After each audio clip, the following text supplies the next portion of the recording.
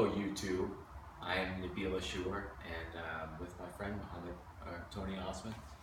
I just want to talk to you guys today about what I've learned about a guy named Gamal Osman and what I've learned over since '94, since I first met Tony in Utah. And when I first met Tony Osman, the first thing that I learned about him was that he had gone to fight in Afghanistan. At that time, I was 12 years old, okay? And that's the first thing I learned about him. I was like, man, what's your story? He's like, yeah, I'm from New Jersey, and I went to fight in Afghanistan. And I just thought that was so cool. I thought that, oh my God, you know, here's a guy who was tough as nails, and he was. I tried to beat up Tony. I tried to, you know, assert some martial arts control over him, but he wasn't having none of that because he was trained in Afghanistan. So basically, I became good friends with Tony, and throughout the whole time that I know him, you know, until now, just like, you know, 20 plus years. Just in the last 2 years, he learned that his father's name. We both went to St. Thomas Academy together. He graduated, and on his diploma it had a G. His name was Muhammad Ali Osman. Where is it? Here? Or Muhammad. Open it up. You have it in your hand. It's the blue document, the blue folder. St. Thomas Academy. Muhammad Ali G. Osman. He had no idea what that G stood for, and it stands for Gamal, okay? 2000, we're going to fast forward a little bit to 2014, more than 20 years later. 20 years. Find a bunch of evidence from my basement, and it's got a lot of stuff about Gamal that you know, like pictures like this. These pictures were recovered from Gamal Osman's belongings. Not only, okay, we showed this in the last video of bleaching out this. Then you have,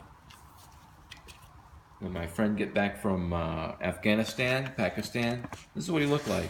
Is that right? Okay, and then the visas, this passport was taken by Megdi, and this passport was found with Gamal's picture together. So, guy comes back from Pakistan, Afghanistan, never sees his passport again until 2014. And he tells me that Megdi bleached out the visas the portions of the passport, which is a federal crime. You can't do that. Okay? Then he's got a picture of his dad, you know, just here with also bleach on it.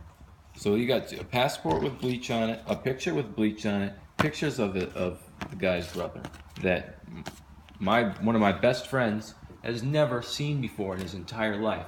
Didn't even know the G in his name, in his own name. Didn't even know that there was a G in his own name. Okay, that's how we're going to start off today, basically with the facts that we know. All right. Then you have, like we said in the last video, no marking whatsoever. And where is this? Maryland? Forest Hills Cemetery, Boston. Forest Hills Cemetery in Boston. Okay. What else? What else here? There's a death certificate. Forest Hills Cemetery, Jamaica Plain. Forest Hills Cemetery. Now I just want to show everybody now this email that was received by Tony Osman by a character named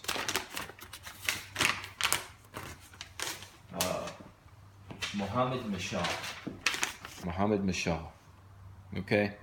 And this is to, I think this is to Gamal Osman. Look, you big hypocrite, you follow Sharia when it's in your own benefit. When Gamal died, The insurance paid $360K to Fatima and Muhammad Ali. The law of this land says 0 for parents. Wife 50%, son 50%. You came and played poor and pathetic and claimed Sharia says 1/3 to the parent and ignored the law of the land. When your sister got divorced, Sharia said 15K to you flushed Sharia down the toilet and said we should go with the law of the land and took over 500K illegally against Sharia, against civilized law. When your parents passed away, the kids are supposed to be the inheritance, including Salah, Nasser, Gamal's son. This Sharia law, you have been ignoring Sharia law and stealing from family money. The apartment in Sphinx belong to the inheritors of the rent should be divided as such. Muhammad Ali is sick and he is in dire need of assistance. You have his money, homeless millionaire, because his uncle stole his money. Even if he is broke, you, the Osman family, owe it to him to save him from bankruptcy. It is a shame on your face and the entire family. I will make sure this email is sent to all your kids, relatives, acquaintances, business partners, Facebook, Twitter, you name it, to tell the world how crooked and thief you are. Give Muhammad Ali his due inheritance and stop stealing Muhammad Mashaw's salary, monthly and daily. This campaign will continue until rights are returned to their rightful owners. We have the witness and documents to prove your bedazzlement.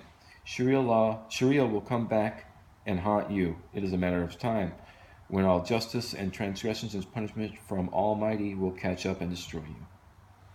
So that's like, that came in 2013.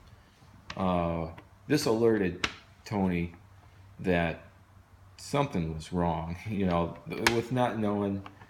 At this point, he still didn't know who his father was. He didn't know, is that right? You didn't know your dad's name? Here's his name for the first time, and he sees that his uncle is stealing, from his inheritance from the whole family, basically. All right? So there you go. There's Megdi in a nutshell.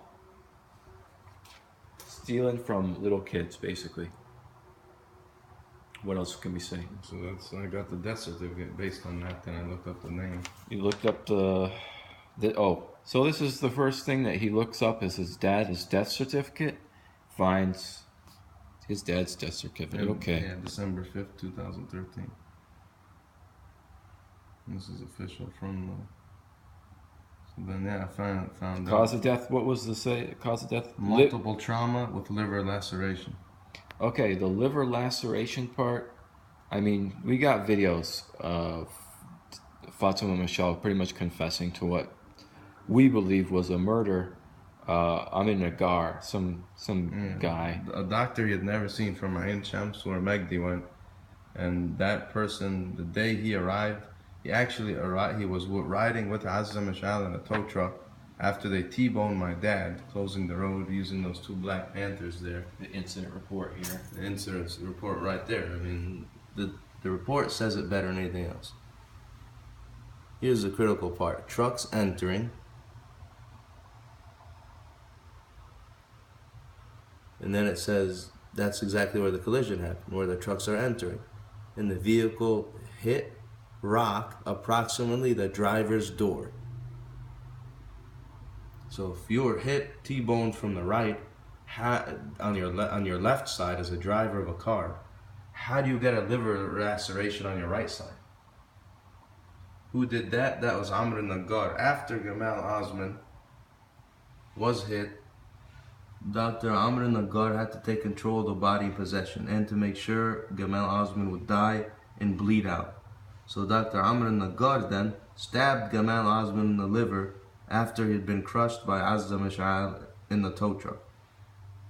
At this point in time, then they just... A wound specialist. He's a stab wound specialist. Yeah, Dr. Amr Nagar is a stab wound specialist.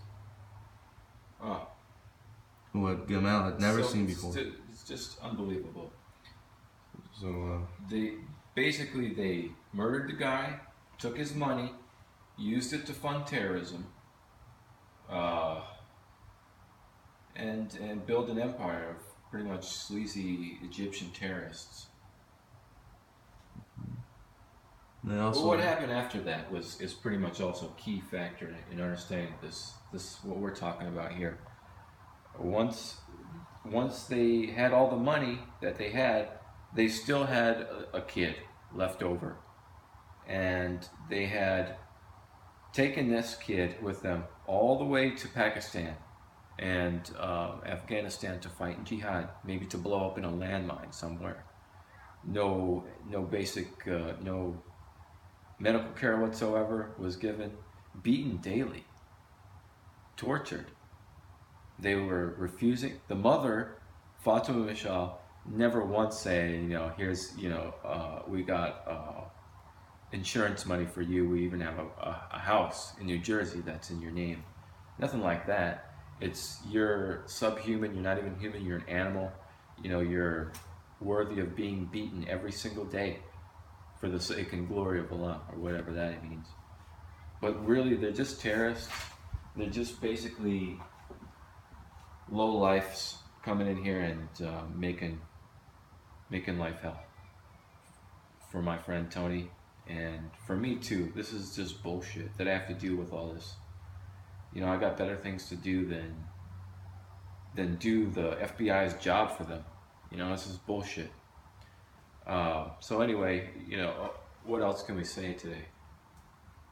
So I can continue now. So I think we got a great introduction from Nabil Shore. Now Gamal Osman's son, Tony Osman, will be speaking with you. And I think Nabil did a great job covering the murder, and my insight is sufficient on that. There's no doubt there's a murder there. There's an unmarked grave. There's a house. There's a bunch of insurance money. Black Panthers who had a radio, police scanner. Right. These two guys. And one of them, yeah. Saeed Sharif Torres, the guy to the left, is a former FBI informant. Since that time, since '82, when he left the Black Panthers and became a Muslim extremist.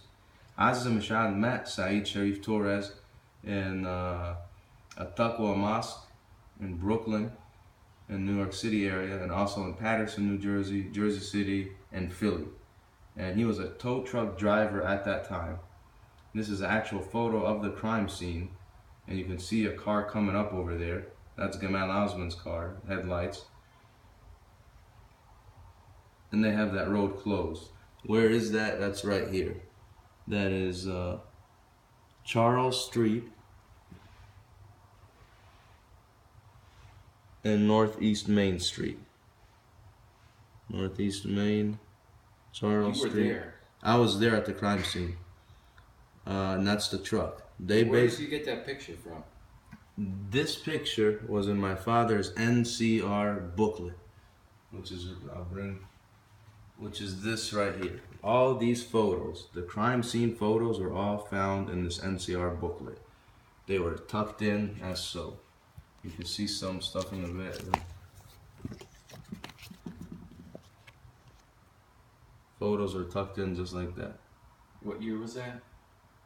This was 1982. That the event happened and the photos were taken. I received these photos from Nabil Ashur